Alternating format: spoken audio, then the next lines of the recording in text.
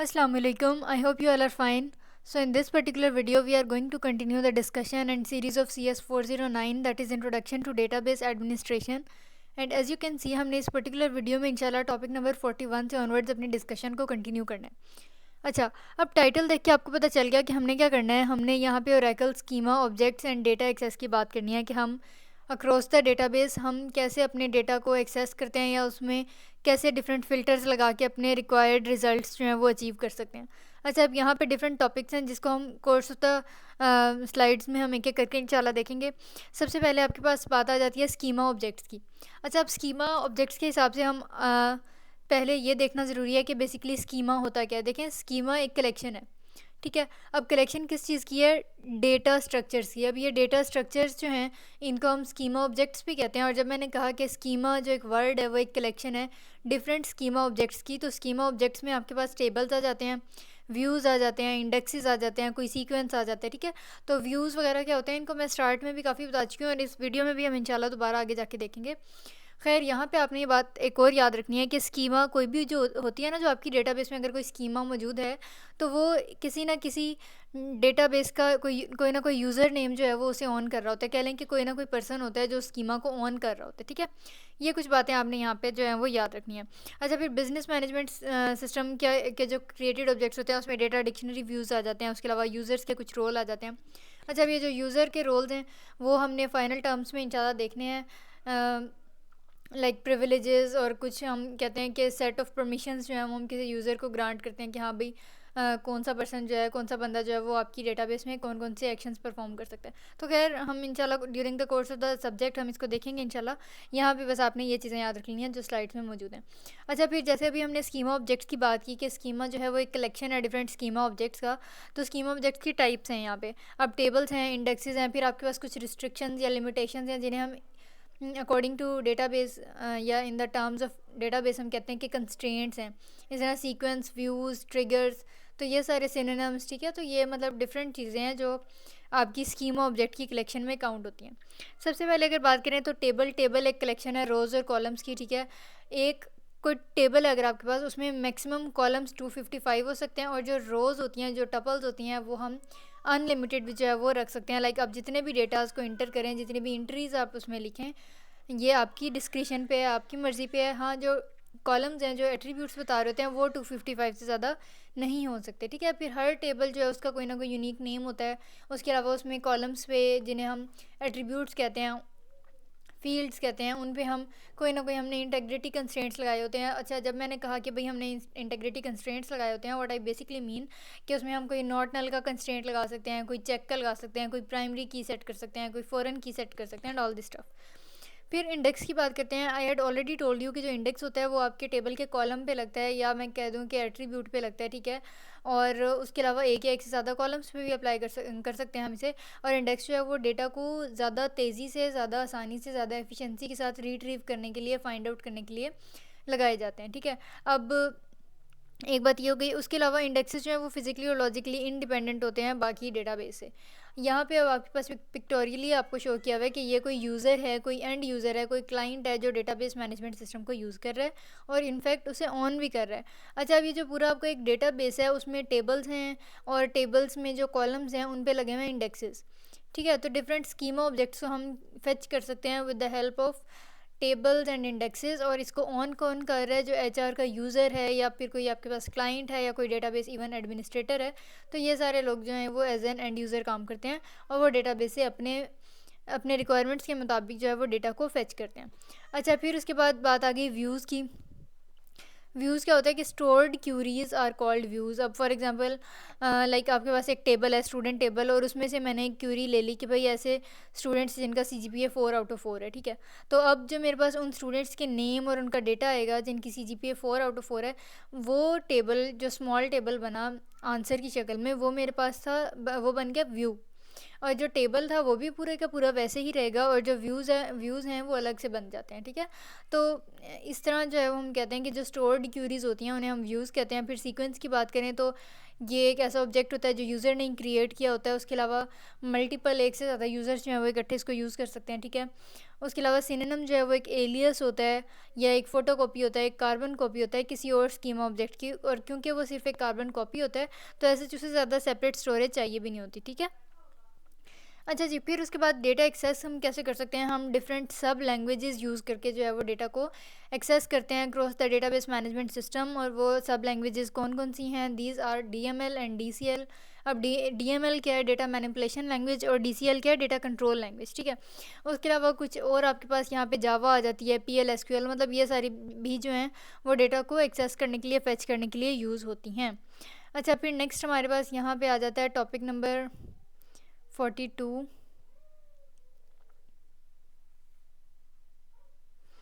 अच्छा, यहाँ पे एज यू कैन सी कि हमने इसमें बात करनी है ओरेकल ट्रांजैक्शन मैनेजमेंट की, ठीक है। अच्छा, सबसे पहले बात आ जाती है कि ट्रांजैक्शन मैनेजमेंट जो है वो है क्या, या सच इसकी क्या ज़रूरत होती है। तो यहाँ पे देखें कि जो ओरेकल डेटाबेस है वो आमतौर पे एक मल्टी यूज़र इन्वायरमेंट में काम करने के लिए बनाया गया है, ठीक है। और उसके अलावा इसमें हम ये मेक श्योर करते हैं कि एक से ज़्यादा यूज़र्स जो हैं वो इकट्ठे लाइक डिफरेंट सेशंस रख के और अपना जो है वो काम परफॉर्म कर सकें। क्योंकि अगर हर यूज़र के लिए अलग अलग से आपको ओरेकल इंस्टॉल करना पड़े तो डेफिनेटली समटाइम्स स्टोरेज भी नहीं उसको अलाउ कर रही होती, या फिर आपका सिस्टम इतना फ्रेंडली नहीं होता कि वो हर यूज़र के लिए अलग अलग से ओरेकल रख सके। तो ओरेकल का मेन पर्पज़ ये है कि हम डिफरेंट ट्रांजैक्शंस को कंकरेंटली जो है वो at the same time manage कर सकें, ठीक है। उसके अलावा ट्रांजैक्शंस जो हैं वो ये क्या होती है, ये basically atomic unit of work है, या जिसे हम लॉजिकल यूनिट ऑफ वर्क भी कहते हैं, या जिसे लॉजिकल ब्लॉक कहते हैं। और इसमें एक या एक से ज़्यादा SQL स्टेटमेंट्स मौजूद होती हैं, ठीक है। जैसे अगर फॉर एग्जांपल मैंने एक टेबल बनाया हुआ है स्टूडेंट, और उसमें मैंने एक डेटा स्टूडेंट का इंटर करना है, किसी दूसरे स्टूडेंट का डिलीट करना है या अपडेट करना है, तो 2-3 स्टेटमेंट्स SQL की अगर मैं इकट्ठी एक जगह पे रख दूँ तो मैं कहूँगी कि एक ट्रांजैक्शन है। जो ट्रांजैक्शन होती है वो किसी इन बिटवीन स्टेट में नहीं रहती, या तो वो इधर द ट्रांजैक्शन इज़ डन कि या तो वो कंप्लीट हो जाती है, जिस केस में हम कहते हैं yes the transaction is committed, या फिर वो सारी की सारी वापस हो जाती है, रोल बैक हो जाती है, या वो बिल्कुल कैंसिल हो जाती है, ठीक है। तो ट्रांजैक्शन की 2 ही स्टेट्स होती हैं, या तो वो कम्प्लीटली डन होगी या वो बिल्कुल भी डन नहीं की, बिल्कुल भी की गई नहीं होगी, ठीक है। इस तरह नहीं हो सकता कि ट्रांजैक्शन 50% एग्जीक्यूट हो गई है, या ट्रांजैक्शन में 2 SQL स्टेटमेंट्स थी तो एक हो गई है, एक रह गई है। This is not the way the things happen. Transactions जो हैं वो उसकी 2 ही पार्शियल स्टेट्स होती हैं, या ट्रू या फॉल्स, कि या हो गई या बिल्कुल भी नहीं हुई, ठीक है। तो यहाँ पे अब अगर हम एग्जांपल्स की बात करें तो फॉर एग्जांपल आपके पास कोई बैंक अकाउंट है, उसमें आपने सेविंग अकाउंट की अमाउंट जो है वो कम करनी है और फिर उसको चेकिंग अमाउंट में डालना है, और फिर आपने उस ट्रांजैक्शन का रिकॉर्ड भी रखना है। तो ये 3 स्टेप्स जो हैं वो मिला के आपके पास एक फ़ंड्स ट्रांसफ़र की ट्रांजैक्शन बनेगी। और अगर इसमें से एक स्टेप आपके पास लाइक यहाँ से अगर मैं कहूँ कि पहला स्टेप जो था कि सेविंग अकाउंट की अमाउंट को डिक्रीज़ कर दें, ये तो हो गया और बाकी 2 रह गए, तो हम कहेंगे कि ये ट्रांजैक्शन नहीं हुई। क्यों? क्योंकि as I have already told you कि जो ट्रांजैक्शन है this is atomic unit of work, this is an atomic block, के या तो चीज़ें पूरी होती हैं या फिर नहीं होती हैं, there is no in between, ठीक है। तो ये तीनों स्टेप्स या तो पूरे इकट्ठे परफॉर्म होंगे या फिर वो नहीं परफॉर्म होंगे, जो एक हो गया था गलती से वो भी बाद में रोल बैक हो जाएगा, ठीक है। अच्छा, उसके बाद यहाँ पे आपके पास बात आ जाती है कि ऑल और नथिंग ट्रांजैक्शंस के ट्रांजैक्शंस को हम ऑल और नथिंग इसलिए कहते हैं, या हम दूसरे लफ्ज़ों में ये कहते हैं कि जो ट्रांजैक्शंस होती हैं वो ऑल और नथिंग का बेसिक प्रिंसिपल फॉलो करती हैं। क्यों? क्योंकि they are atomic in nature और ये कंसिस्टेंट रहती हैं, ठीक है। उसके अलावा यहाँ पे अब आपके पास एक ट्रांजैक्शन की PL SQL की एग्जांपल है, और यहाँ पे PL SQL क्या है? ये है procedural language, structured query language, जिसे हम आने वाले टॉपिक्स में इंशाल्लाह डिटेल में डिस्कस करेंगे, ठीक है। अच्छा, अब यहाँ पे आगे हम फाइनल टर्म के सिलेबस में देखेंगे कि PL SQL जो लैंग्वेज है, procedural language, structured query language, इसके 3 मेन पार्ट्स होते हैं। आपके पास बिगिन में हम कोड ब्लॉक्स लिखते हैं, मेन जो हमने करना होता है, एक्सेप्शन में हम एक्सेप्शंस थ्रो करते हैं, और फिर एंड।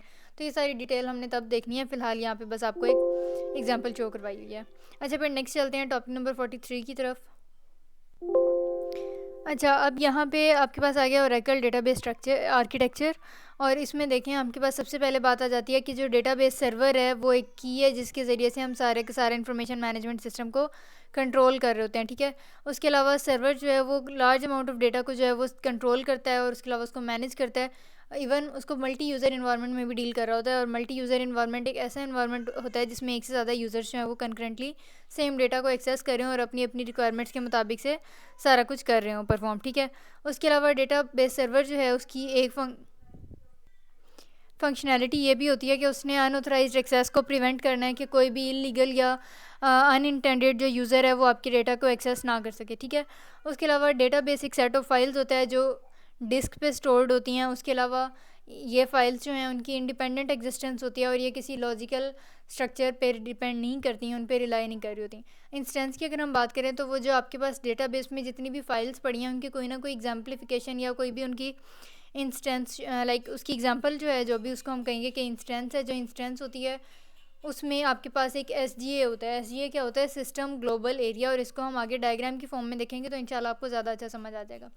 अच्छा, फॉर द टाइम बिंग आपने ये बात याद रखनी है कि जो इंस्टेंस होती है which is a set of memory structures, इसमें आपके पास एक होता है सिस्टम ग्लोबल एरिया और एक होते हैं कुछ बैकग्राउंड प्रोसेसेस। और ये सेल्फ एक्सप्लेनेटरी है, लाइक नेम से पता चल रहा है कि ऐसे प्रोसेसेस जो बैकग्राउंड में खुद से चलते रहें उनको और सिस्टम ग्लोबल एरिया SGA इन दोनों को मिलाएं तो हम कहते हैं कि ये इंस्टेंस एक बन गई, ठीक है।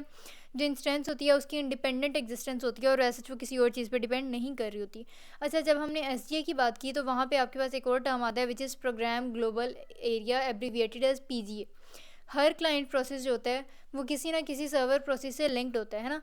तो जो सर्वर प्रोसेस है उसका उस पर्टिकुलर क्लाइंट के लिए, उस पर्टिकुलर यूज़र के लिए, उस पर्टिकुलर क्यूरी के लिए एक अलग से थोड़ा सा प्राइवेट मेमोरी एरिया जो है वो एलोकेटेड होता है जिसे हम कहते हैं प्रोग्राम ग्लोबल एरिया। अच्छा, अब ये है diagram and I hope so कि इंशाल्लाह इससे आपको ज़्यादा अच्छी समझ आ जाएगी। यहाँ पे देखें, एक है आपके पास SGA और एक है PGA। अब सिस्टम ग्लोबल एरिया जो है वो इंस्टेंस के जितने भी मेंबर्स होते हैं, जितने भी प्रोसेसेस, जितने भी डेटा स्ट्रक्चर्स होते हैं वो सब एक ही सिस्टम ग्लोबल एरिया को शेयर कर रहे होते हैं। जो सिस्टम ग्लोबल एरिया होता है वो सर्वर की तरफ से होता है और वो हर किसी का कॉमन होता है। लाइक सिस्टम ग्लोबल एरिया में सारे के सारे इंस्टेंसेस सब कुछ कवर हो रहा होता है, ठीक है।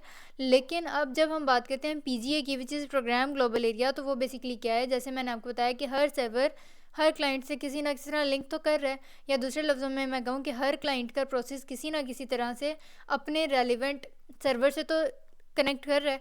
तो सर्वर क्या करेगा कि अपने आने वाले हर क्लाइंट के लिए अलग से कोई ना कोई प्राइवेट मेमोरी एरिया जो है वो एलोकेट करके साइड पे रख लेगा कि हाँ इस क्लाइंट ने मेरे साथ इंटरकनेक्ट करना है तो मैं उसके लिए कोई प्राइवेट मेमोरी एरिया जो है वो एलोकेट करके रख लेता हूँ। So that particular memory area is termed as PGA which is called program global area, ठीक है। अच्छा, यहाँ पे अब आपको दो टर्म नज़र आ रहे हैं, नॉन क्लस्टर्ड सिस्टम और क्लस्टर्ड सिस्टम। अब जो नॉन क्लस्टर्ड सिस्टम होता है उसमें बेसिकली लोकल स्टोरेज में हम ज़्यादा चीज़ों पे काम कर रहे होते हैं। और जो क्लस्टर्ड सिस्टम है उसमें आपके पास जितने भी इंडेक्सेस होंगे, जितने भी कह लें कि इंस्टेंसेस होंगी, उन सब की एक मेमोरी स्टोरेज जो है वो कॉमन होगी, shared global area, system global area की तरह होगी, यहाँ पे जो आपको नज़र आ रही है, ठीक है। तो ये एक बेसिक सा डिफरेंस है जो आपने जो है वो अच्छे से कर लेना है। अच्छा, लॉजिकल लेवल पे बात करें तो आपके पास सबसे पहले डेटाबेस होती है। डेटाबेस में टेबल स्पेस होती है just like a work space जिसमें हम काम करते हैं। फिर उसके अलावा उसमें डिफरेंट सेगमेंट्स होते हैं, सेगमेंट्स में एक्सटेंड्स होती हैं। And if you do remember, या तो हमने इनको स्टार्ट में पढ़ा है, अदरवाइज़ फाइनल टर्म्स के सिलेबस की जो लाइक उसके पोर्शन की जो फर्स्ट सेकंड वीडियो है उसमें ये सारे टॉपिक्स हमने डिटेल में देखे हैं, या यूँ कह लें कि आने वाले मॉड्यूल्स में इनको हमने देखना ही है इंशाल्लाह। अच्छा, फिर जो स्मॉलेस्ट यूनिट, जैसे किसी वॉल का जो स्मॉलेस्ट या बेसिक यूनिट होता है वो ब्रिक होती है ना, ईंट। इसी तरह जो डेटाबेस होती है, जितनी बड़ी मर्जी डेटाबेस हो, उसका जो स्मॉलेस्ट या सिंपलेस्ट यूनिट होता है वो होता है ओरेकल डेटा ब्लॉक, ठीक है। उसके अलावा यहाँ पे कुछ स्टोरेज सिस्टम्स हैं, जैसे आपके पास फिजिकल लेवल की अगर हम बात करें तो कुछ कंट्रोल फाइल्स आ जाती हैं, then you have data files, फिर रीडू लॉग फाइल्स होती हैं, अगेन हम इनको देखेंगे। अच्छा, मैं ये जो बार बार कह रही हूँ कि हम देखेंगे alert, log and trace files, इनको हमने इंशाल्लाह वैसे भी कवर करना है, लेकिन अगर अभी से हम इनकी डिटेल्स ऐसे देखेंगे तो बाद वाला टाइम जो है वो अभी से हमारा इन्वेस्ट हो जाएगा। सो मेक श्योर कि आप ये सीरीज़ कंप्लीट कर लें। जहाँ से आपको समझ नहीं आ रही you can always drop a comment. अच्छा, फिर नेक्स्ट टॉपिक की हम बात करते हैं विच इज़ टॉपिक नंबर 44। अच्छा जी, अब ये है topic number 44 and as you can see कि इसमें हमने ओरेकल 11G की इंस्टॉलेशन जो है वो देखनी है। सो मैं आपको इस वीडियो की डिस्क्रिप्शन में इंशाल्लाह लिंक दे दूँगी कि एक हमारी प्रीवियस सेमेस्टर में असाइनमेंट थी जिसमें हमने जो है सर्च क्या किया था कि हमने ओरेकल को जो है वो इंस्टॉल पहले करना करना देखा था, ठीक है। तो उस वीडियो में एग्जैक्टली तकरीबन 7 मिनट से ऑनवर्ड्स जो है वो ओरेकल की इंस्टॉलेशन है। सो इस पूरे टॉपिक को आपने एग्ज़ाम्स के पॉइंट ऑफ व्यू से नहीं देखना, लेकिन जो भी आपने CS 409 और 409P में असाइनमेंट्स करनी होंगी उसमें आपने ओरेकल 11G डेफिनेटली इंस्टॉल करना है और फिर उस पर काम करना है। तो ये सारे जो स्क्रीन शॉट्स हैं या हमने कैसे इस पर काम करना होता है वो सारा उस असाइनमेंट की वीडियो में बताया हुआ है, ठीक है मैंने। तो मैं उसका लिंक जो है वो यहाँ पे कॉपी कर दूँगी। फिर नेक्स्ट हम देखते हैं कि नेक्स्ट आपके पास टॉपिक कौन सा है। Topic number 45। अच्छा जी, अब ये आपके पास है topic number 45 which is MS SQL server installation. अब यहाँ पे SQL सर्वर जो है 2017 वर्जन वो हमने डाउनलोड करना है। अच्छा, अब यहाँ पे सबसे पहले तो कुछ एडिशंस हैं, इसको आपने बस पेपर के हिसाब से देख लेना है। एक होता है एंटरप्राइज़, ये ज़्यादा कम्प्रिहेंसिव है, उसके अलावा इसकी कैपेसिटीज़ काफ़ी हाई लेवल की होती हैं, ठीक है, और ये बिजनेसेस में यूज़ होता है। फिर उसके अलावा स्टैंडर्ड जो होता है उसमें हम डेटा मैनेजमेंट इजीली कर सकते हैं। बिजनेस इंटेलिजेंस फंक्शनैलिटी होती है इसमें, ठीक है। उसके अलावा एक्सप्रेस एडिशन जो है वो फ्री वेरिएंट है और हम आमतौर पे MS SQL सर्वर का ये वाला वेरिएंट यूज़ करते हैं या इंस्टॉल करते हैं, ठीक है। फिर इसी तरह डेवलपर है, ये भी फ्री वेरिएंट है। उसके अलावा वेब जो है वो लो कॉस्ट वेरिएंट है, लाइक फ्री तो नहीं है लेकिन ऐसे इतना कॉस्टली भी नहीं है, ठीक है। उसके अलावा यहाँ से इसकी इंस्टॉलेशन स्टार्ट हो जाती है। And again I will repeat के मैं आपको वीडियो में लाइक इसकी डिस्क्रिप्शन में लिंक दे दूँगी वीडियो का, जिसमें मैंने बताया हुआ है कि MS SQL सर्वर को कैसे इंस्टॉल करते हैं। तो वो काफ़ी एक्सप्लेन्ड वीडियो है, आपने अगेन इसको आप असाइनमेंट्स वगैरह के लिए चाहिए होगा, और एग्ज़ाम्स के पॉइंट ऑफ व्यू से जो बस वेरिएंट्स मैंने अभी आपको ऊपर एक स्लाइड करवाई है वो इंपॉर्टेंट है, बाकी आपका इस असाइनमेंट वगैरह में आ जाता है, ठीक है। तो ये भी आपने जो है वो इंस्टॉल करके रख लेना है, और अगर आपने पहले से करके रखा हुआ है दैन वेल एंड गुड। अच्छा जी, अब आपके पास आ जाता है टॉपिक नंबर 46, और इसमें हमने बस ये देखना है कि ओरेकल को जो है वो हम SQL प्लस से SQL प्लस से जो है वो कैसे कनेक्ट करते हैं, ठीक है। तो यहाँ पे कमांड प्रॉम्प्ट में हम सबसे पहले जाते हैं, और इसके अलावा हम लाइक क्या करते हैं, यहाँ से अगर आप सर्च करें तो आपको कमांड प्रॉम्प्ट जो है वो नज़र आएगा SQL प्लस का। और ये कब होगा, जब आपने डाउनलोड करके रखा होगा अपना ओरेकल और SQL like MS SQL server दोनों, ठीक है। उसके अलावा यहाँ पे फिर आपने क्या करना है कि यूज़र नेम इंटर करना है, पासवर्ड इंटर करना है, और ये सारा कुछ जो है वो कब होगा, जब आपने ओरेकल जब सेटअप किया होगा ना, तो उसमें हम डायरेक्टली जो यूज़र नेम और पासवर्ड रखते हैं वही आपने बार बार यूज़ करना होता है, ठीक है। उसके अलावा अच्छा, अब यहाँ पे मैं एक बात बताती हूँ कि ये जो पूरा सिस्टम है ये आपके असाइनमेंट्स में यूज़ होना है, ठीक है। इसको आप स्क्रीनशॉट्स ये जो जितने भी यहाँ पे अटैच हैं उनको देख लें। एग्ज़ाम्स के पॉइंट ऑफ व्यू से ये टॉपिक नहीं आता, पेपर्स में इंपॉर्टेंट नहीं है, लेकिन असाइनमेंट के लिहाज से भी ये जो लिखा हुआ है कि ओरेकल को आपने कनेक्ट कैसे करना है, तो यहाँ पे मैं आपको बताऊँ कि हम जो असाइनमेंट्स करते हैं वो डायरेक्ट भी एक तरीका होता है कि ओरेकल 11G को ओपन किया और वहाँ से हम वर्कशॉप पे जाते हैं, या जिसे हम वर्क स्पेस कहते हैं, वहाँ से भी जाके हम इजीली अपना काम कर सकते हैं। तो ये कनेक्ट करने वाला काफ़ी लेंथी प्रोसेस है। अब ये आपकी अपनी डिस्क्रिप्शन पे, अपनी मर्ज़ी पे है कि आपने ओरेकल को जो रन करना है वो या तो इस तरह डायरेक्टली इंस्टॉल कर लें, या फिर अगेन जो असाइनमेंट की मैं बात कर रही हूँ जिसका मैं रेफरेंस आपको दे रही हूँ, वहाँ पे हम डायरेक्ट भी जो है वो ओरेकल पे काम कर रहे हैं। तो ऐसे इतने लंबे कनेक्शंस पे जाने की ज़रूरत नहीं है, ये सिर्फ बेसिक लेवल है और इस पर हम डायरेक्टली भी काम कर सकते हैं। तो अगेन ये 3 जो टॉपिक्स थे आपके एग्ज़ाम्स के पॉइंट ऑफ व्यू से इंपॉर्टेंट नहीं है, ये सिर्फ आपकी असाइनमेंट्स में चाहिए होंगे। तो मेक श्योर करें कि असाइनमेंट की सबमिशन डेट से काफ़ी पहले जो है वो आप ये इंस्टॉल करके रख लें, ताकि at the end of the day आपको प्रॉब्लम ना हो। अच्छा जी, अब यहाँ पे आ जाता है topic number 47 which is Oracle data dictionary views. यहाँ पे सबसे पहले हमने बात करनी है मेटा डेटा की। मेटा डेटा क्या होता है, मैंने आपको पहले बताया था कि होता है डेटा अबाउट द डेटा। जैसे अगर आपके मोबाइल में फॉर एग्जांपल आपके पास एक पिक है, कोई इमेज है, तो वो जो आपको बज़ाहिर नज़र आ रहा है वो है डेटा, लेकिन जो आपके पास 3 डॉट्स होते हैं या उसकी प्रॉपर्टीज़ में अगर हम जाके देखें वहाँ क्लिक करके, तो आपको उसकी रेजोल्यूशन, उसका लाइक पिक किस टाइम पे आपके पास एक्सपोर्ट हुई, आपने कैप्चर कब की, उसके अलावा किस डिवाइस से कैप्चर की, मतलब ये जो सारी डिटेल्स होती हैं वो डेटा के बारे में डेटा होता है, जिसे हम कहते हैं मेटा डेटा, ठीक है। ये एक रेपोजिटरी है या कलेक्शन है इंफॉर्मेशन की। और उसके अलावा इस तरह की जो डिक्शनरीज़ होती हैं, डेटा डिक्शनरीज़, उनको SQL लैंग्वेज के ज़रिए से मैनेज किया जाता है। अब डेटा डिक्शनरी क्या होती है, जैसे लाइक हम इसमें ये देखते हैं कि आपके पास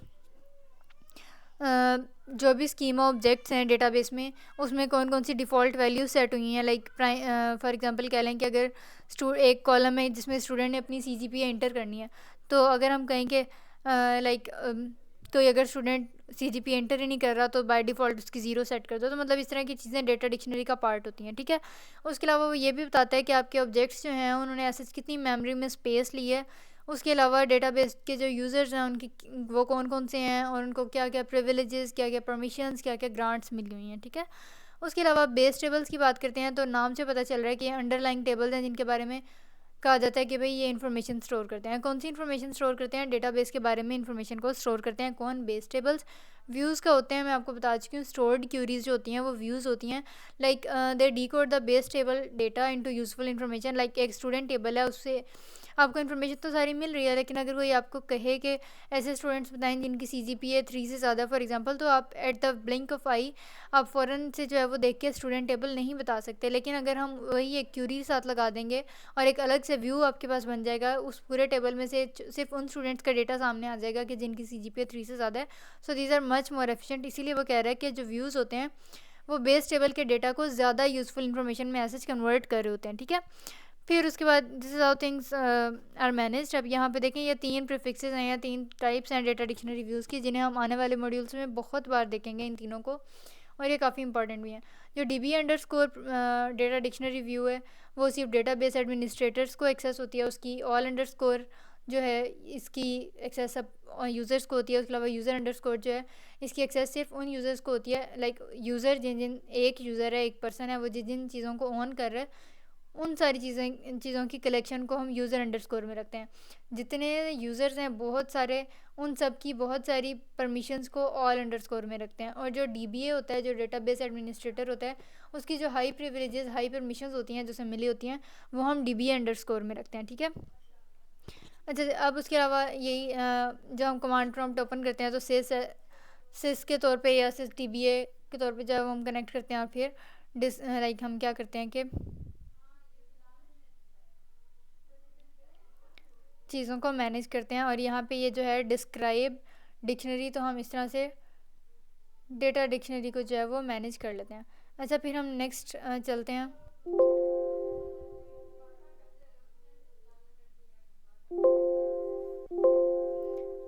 अच्छा अब इसमें डेटा डिक्शनरी व्यूज़ की बात करनी है। डेटा डिक्शनरी व्यूज़ में देखें डिस्क्राइब डेटा डिक्शनरी, और इसके अलावा इसमें हमने कहना है कि लाइक हमने कोई भी टेबल जो है वो सिलेक्ट किया, तो हमने सेलेक्ट किया आगे उस टेबल का नाम लिखना है फ्रॉम डिक्शनरी, और फिर हमने एक कंस्ट्रेंट लगा दिया कि टेबल का जो नाम है वो समझ लेंगे स्टूडेंट जैसा होना चाहिए, तो जो भी स्टूडेंट टेबल होगा वो आपको नज़र आ जाएगा। ठीक है, उसके अलावा यहाँ पे अगर आपने किसी एम्प्लॉई टेबल के कंस्ट्रेंट्स देखने हैं तो हम कहेंगे कि सिलेक्ट, फिर जो भी कंस्ट्रेंट देखना होगा उसका नाम, फिर इसके अलावा उसके बाद टेबल का नाम, फिर उस टेबल के अंदर कंस्ट्रेंट का नाम, और फिर आपने क्या करना है कि आपने कहना है कि एक लिमिटेशन लगा देनी है, कंडीशन लगा देनी है कि टेबल का जो नाम है वो एम्प्लॉई होना चाहिए। क्यों? क्योंकि ऊपर उसने बात की कि एम्प्लॉई टेबल जो है वहाँ से हमने इन कंस्ट्रेंट्स को जो है उनका डेटा जो है वो कलेक्ट करना है। ठीक है, उसके अलावा इसी तरह यहाँ पे अब डेटा डिक्शनरी व्यूज़ हैं, हम इसमें डिफरेंट साइजेस, अगर आपने एम्प्लॉई टेबल का देखना है किलो बाइट्स में, तो हम पहले जितने भी आपके पास बाइट्स हैं उन सब का सम करेंगे और उनको 2 × 1024 से डिवाइड करेंगे, और इस तरह हमारा जो साइज़ है वो रिक्वायर्ड बाइट्स के जितना हो जाएगा। ठीक है, तो इस तरह से क्या होता है कि डेटा डिक्शनरी व्यूज़ की हेल्प से हम डिफरेंट चीज़ों को मैनेज कर सकते हैं। अच्छा फिर डायनामिक परफॉर्मेंस व्यूज़ को डायनामिक इसलिए कहते हैं क्योंकि कॉन्टीन्यूसली जो है वो डेटाबेस को जब ओपन किया जाता है और जब उसको यूज़ किया जा रहा होता है, तो साथ के साथ जो है वो उसमें जो भी चेंजेस आ रहे होते हैं, जो भी हम चेंज कर रहे होते हैं, वो साथ के साथ जो है वो स्टोर होते जाते हैं, सेव होते जाते हैं। ठीक है, और अपडेट भी होते हैं, इसलिए हम इनको डायनामिक परफॉर्मेंस व्यूज़ कहते हैं। और इसकी एक निशानी या सिंबल है $V व्यूज़, तो इन व्यूज़ को हम डायनामिक परफॉर्मेंस व्यूज़ भी कहते हैं और $V व्यूज़ भी कहते हैं। और इसमें आपके पास कुछ पैरामीटर्स होते हैं, वो सिस्टम के पैरामीटर्स भी हो सकते हैं, सेशन में पैरामीटर्स भी हो सकते हैं, उसके अलावा मेमोरी को कैसे यूज़ किया जा रहा है, कैसे एलोकेट किया गया है, उसके अलावा फाइल्स की क्या स्टेट्स हैं, ये सारा कुछ जो है वो हम डायनामिक परफॉर्मेंस व्यूज़ में देखते हैं। ठीक है, उसके बाद हमारे पास आ जाता है लाइक जब डायनामिक परफॉर्मेंस व्यूज़ हैं उसमें हम SQL स्टेटमेंट्स को एग्जीक्यूट कर सकते हैं, different analysis, different matrix, standards को चेकआउट कर सकते हैं। उसके अलावा आपकी जो भी जॉब्स, जो भी टास्क हैं, उन सब की एसेस प्रोग्रेस को जो है वो नोट कर सकते हैं। ठीक है, उसके अलावा यहाँ पे कुछ एग्जांपल्स दी हुई हैं, लेकिन बहुत सारे डायनामिक परफॉर्मेंस व्यूज़ होते हैं, यहाँ पे कुछ गिवन है। जैसे $V सेशन से क्या होगा कि सेशन पैरामीटर्स की जितनी भी एट्रीब्यूट्स हैं, लाइक उसका नेम, उसका कोई प्राइमरी की, उसका साइज़, ये सारा कुछ जो है वो $V सेशन से आपको नज़र आ जाता है। इसी तरह $V डेटा फाइल से हम डेटा फाइल के डिफरेंट एट्रीब्यूट्स को ऐसे जो है वो कॉपी कर सकते हैं और लाइक उनको मैनिपुलेट करके अपनी मर्ज़ी से देख। अच्छा, फिर उसके बाद हमारे पास टॉपिक नंबर 49 आ जाता है, जिसमें सबसे पहले बात हो रही है कि ओरेकल में मेमोरी को कैसे मैनेज किया जाता है। तो हमने देखा था कि दो एरियाज़ होते हैं, एक होता है प्रोग्राम ग्लोबल एरिया और एक होता है सिस्टम ग्लोबल एरिया। ठीक है, सिस्टम ग्लोबल एरिया सब हर कोई जो है वो शेयर कर रहा होता है, और प्रोग्राम ग्लोबल एरिया हर क्लाइंट सर्वर इंटरेक्शन के लिए प्राइवेट होता है, उनका अपना होता है। ठीक है, उसके अलावा ओरेकल जो है वो रिकमेंड करता है कि आप ऑटोमेटिक मेमोरी मैनेजमेंट को इनेबल करें। और ऑटोमेटिक मेमोरी मैनेजमेंट से क्या होता है कि हमें खुद से चीज़ें जो हैं वो मैनेज नहीं करनी पड़ती। हम सिर्फ क्या करते हैं कि हम टोटल मेमोरी साइज़ जो है वो एक बार डेजिग्नेट कर देते हैं, और उसके बाद चीज़ें जैसे जैसे एसजीए और पीजीए को यूज़ करती हैं वो उस हिसाब से अपनी डिमांड्स के मुताबिक को मेमोरी को यूज़ कर लेती हैं। लेकिन अगर हम चाहते हैं कि हमारा मेमोरी पे ज़्यादा कंट्रोल रहे, तो इस केस में ज़्यादा रिकमेंड किया जाता है कि ऑटोमेटिक मेमोरी मैनेजमेंट ना हो, बल्कि इंडिविजुअल मेमोरी मैनेजमेंट आप कर सकें। इस केस में सिर्फ ये किया जाता है कि ऑटोमेटिक मेमोरी मैनेजमेंट को डिसेबल कर देते हैं, ऑफ़ कर देते हैं, तो ऑटोमेटिकली हमारा ज़्यादा कंट्रोल बन जाता है अपनी मेमोरी पे। ठीक है, अच्छा, उसके अलावा यहाँ पे कुछ तरीका है कि आपने इन्हें इनेबल कैसे करना है ऑटोमेटिक शेयर्ड मेमोरी को। कुछ स्टेप्स हैं, एग्जाम्स के पॉइंट ऑफ व्यू से ऐसे ज़्यादा इंपॉर्टेंट नहीं है, अगर आप चाहें तो एक बार इसको रीड आउट कर लें।